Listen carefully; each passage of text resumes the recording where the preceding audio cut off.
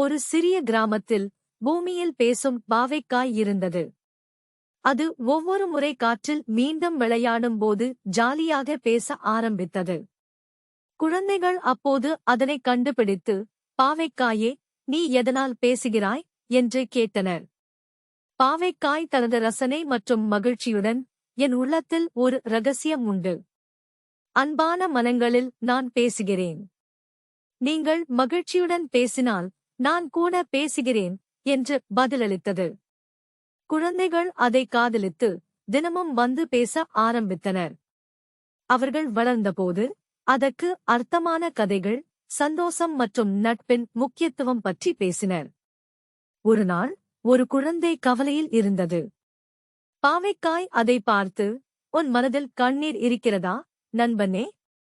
பேசு, நான் கேட்கிறேன் என்றபோது அந்த குழந்தை அதன் அகதசை வெளியே கரைந்தது. அந்த நாளில் பாவைக்காயின் ரகசியம் உண்மையாக மாறியது.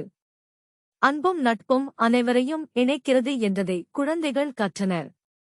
அந்த நாளில் பேசும் பாவைக்காய் மேலும் ஒரு நண்பனை பெற்றது, மேலும் கிராமம் மகிழ்ச்சியால் நிறைந்தது.